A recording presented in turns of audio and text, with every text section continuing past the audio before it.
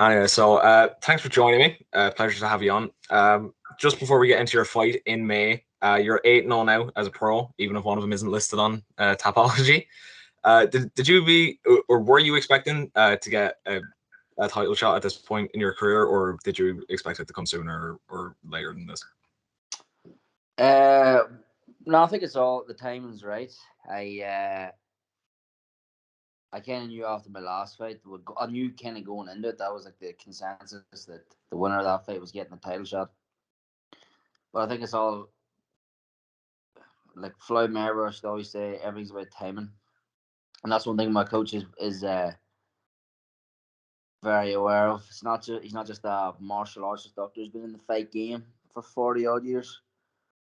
And I used to get a lot of stick for who I had beat in the regional scene when I couldn't get matched with decent opponents. And I felt like I was kind of held back. And I could have signed with Cage Warriors in the middle of COVID. I genuinely believe if I had a sign with Cage Warriors the time around, like whenever like Ian and stuff were going through Cage Warriors, I would have been exactly the same as it's been. I would have run through it. I'd have been a Cage Warriors champion 2 years ago. I'd be in the UFC.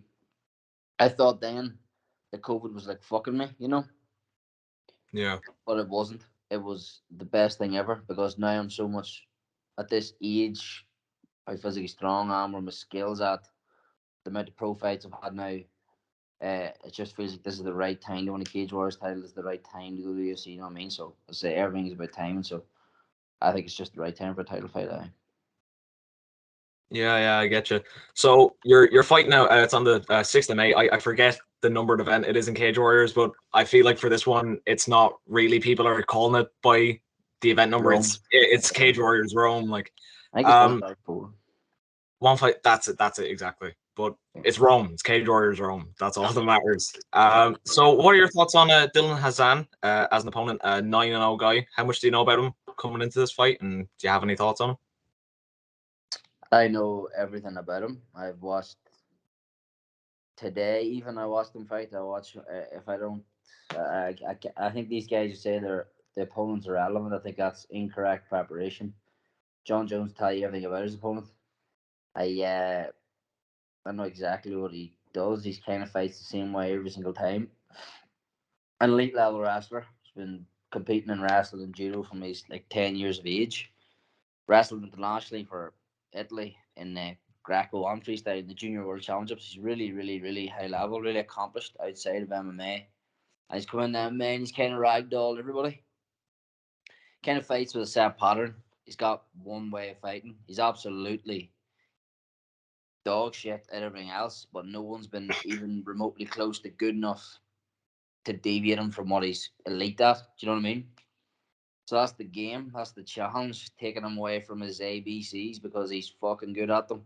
Body lock to single leg to trip game. He's really, really, really, really, really good. As I said, I think he's really poor at other areas of MMA. It's just no one in Cage Wars has been even close to good enough to get him there. But I think that's the difference between me and the guys in Cage Wars. I'm a different level to them. I'm a completely different level to them. So his wrestling game will work at Cage Wars levels. He won't need a complete MMA game to beat them guys. But I'm too strong for his style. My hips are too good. I'm too well coached, too well trained to beat wrestlers. So I think it's like a 10-week training camp for Dylan. But for me, since I moved to Cowboy, I'm training Mike Grundy as my main training partner under Caolan. I think it's like a 4 or 5 year training camp. Really, I think he is by far the toughest fight in the division. But I'm gonna make him look very amateur. I think I'm gonna make him look very, very amateur when I take him away from his skills, from his primary skills. You know what I mean? Yeah, we're still over a month out from the fight now, but early predictions. Do you have anything in mind? I think his leg's gonna go try and take me down. I'm gonna stop him. I stop him either on the back or on his back or a clean boxing KO. I think it's the same as the Shanks fight. The only way he doesn't get knocked clean out is if he's taken out on the mat. But I want a nice clean boxing knockout, but I'm smart enough to know that if that's to come, I'm gonna have to work for it. I'm gonna have to get through an onslaught of relentless, high level wrestling attack. But if his game plan is to come up from 125 pounds to try to keep me in a body lock and hold me down for 25 minutes, I'm just too strong for that to happen. There's just no way that's gonna happen. I think his legs will go trying to keep me down, trying to enforce himself on me. I got back him up and take him out from there, take him out with hands or scramble to his back and flatten him out, something like that. You're getting me excited for this fight now, and I'm starting to get pissed off that it's not until May. I know it's as we were mentioning there, the fight is in Rome. As far as I know, again, Tapology has proven to be somewhat unreliable, but it's your second time. It's your second pro time fighting outside of the UK or Ireland. I know you fought in Holland before as well. Were you hoping to have this on the Dublin card that's coming up now in April, or are you happy to be kind of getting out of your element? Obviously, the fight in Australia would have been nice if I got to get Celtic Symphony on the go. I felt that I left that a big name in Dublin, but I have grown myself in the north of Ireland the last year. I think I could have built that in Dublin.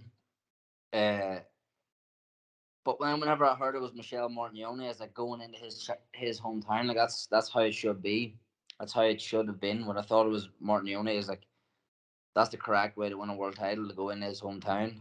Because I remember Michael Conlan was talking about fighting Lee Wood. Like obviously he lost the Lee Wood, but before he was battering him, he was saying his dad was telling him that's the way to do it. You go into the champion's hometown to win a title.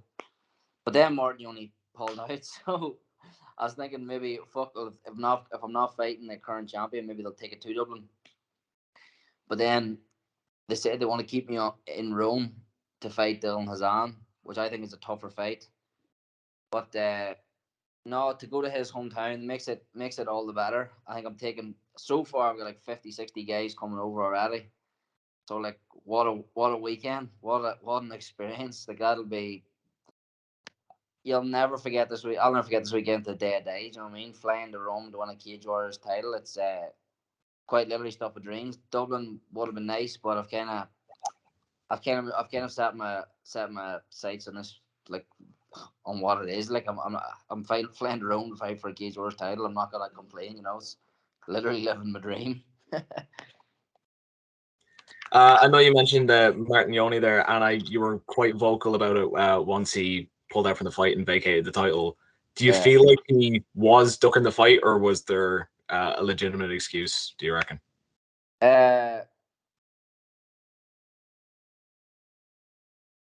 Do I think he believes he could beat me? No, I honestly don't. But I think he believes he could beat me. Do I think it's the correct decision for him to move to 125 pounds? Yes, absolutely. I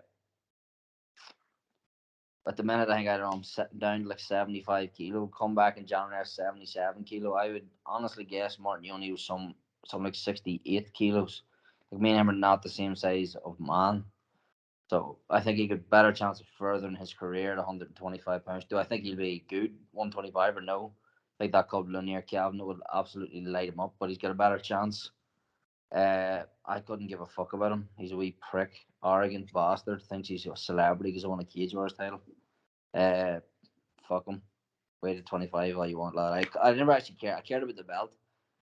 I never could believe in the first place that he got the title fight against Dominic. So it was them just wanting a hometown guy in a title fight. I honestly think it's his only win at 135 pounds. All his wins come at catchweights or 125. So like he wasn't like a high level reigning champion, so I couldn't give a fuck about him. I think I've got a much tougher fight now than in Dylan than I had with him, to be honest. You're predicting obviously a win for yourself. I'd be quite concerned if you weren't. But after that, what is your plan directly after that? I know that there's rumblings of another Cage Warriors Dublin card around December, or is it straight to the UFC for you? I have no intention of being anywhere near Cage Wars in December. No way, not in a million years. They're an unbelievable promotion. They've been so good to me. They've changed my whole career.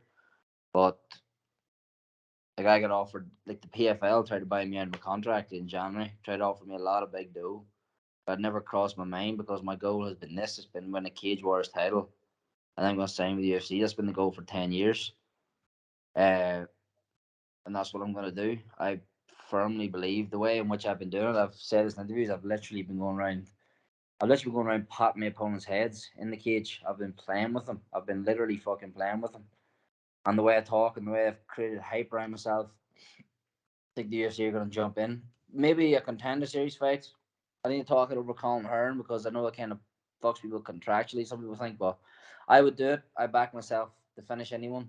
And then again, I'm talking about like experiences of flying to Rome, the experience of flying to Vegas to fight for my UFC contract. I would do that, but I think that's at least what's coming next. I honestly believe everyone in the division is a massive step down from Dylan. So when I violently take him out, like KO or violent ground and pound finish, when the wee man's legs go, I'm gonna be grabbing that mic and calling Dana White, Sean Shelby, and Hunter Campbell because I think I'm the next superstar from European MMA. I think I'm one of the best bantamweights in the world. And what are they talking about? Takeover Part 2. Ian I was talking about. You might as well throw Yeah, Adam I as actually his best I actually had prospect. that written down. I had that written down. I was just about to ask you. I feel like we're kind of in the takeover part two of Irish MMA. Obviously, back in 2014, 2015, we had the initial takeover that didn't pan out for a lot of people. Obviously, Connor reached the heights that he did, but I feel like now when you look at not even just in the UFC where you have Connor coming back, you have Ian Gary doing well, but like look at the upcoming Cage Warriors card in Dublin. You've got Reese McKee in the main event. You've got James Sheehan, the Shelby brothers, Dean Barry, and obviously yourself now fighting for a Cage Warriors title as well. Do you feel like we're kind of in the golden age of Irish MMA? I think we're headed toward. Paul is obviously ahead Oh, of us. Paul Hughes as well. Yeah. I think people learn to need to slow down. They keep talking about how Irish MMA is booming and Irish MMA is flying and stuff. I think it's on the precipice of big things. But we've actually got one guy who's active in the UFC at the minute, Ian. So how flying are we at the minute? Like if you look at Georgia, what's Georgia's population of 1-2 million people or something like that? They've got like 8 guys in the UFC. They're all flying. That wee Marab cunt's flying. Tapori's flying. Chika Jakatse, Kutaladze. These boys are all flying. We've only really got Ian. Obviously, Connor's coming back. I expect Paul to be signed very soon. I expect me to be signed this year. Reese is a Cage Wars champion. If he beats Judo Jimmy, I expect him probably to get a contract. So we're close, I think. But I think people learn a wee bit ahead of themselves what's happening at the minute because, like, what's regional titles at the end of the day, I think, if you know what I mean, like, it's what's happening at the top. But I think by the end of this year, it's going to be in a very good position, I think. And it's very exciting to be part of it because, as you said, like 2013 stuff from McGregor and all was coming up, and all these boys were coming up. Like I was in school watching these lads, so now I'm fighting for Cage Wars title, and I'm very, very, very, very close to the UFC. So it's fucking cool, lad. Life's good, you know what I mean? Yeah. That's about it, man. Thank you for joining me. It's a pleasure to talk to you, and I hope either I can speak to you again either closer to the fight or once you have the title after it. Anytime, bro. Thank you very much. No worries, man. Thanks a million. Thank you.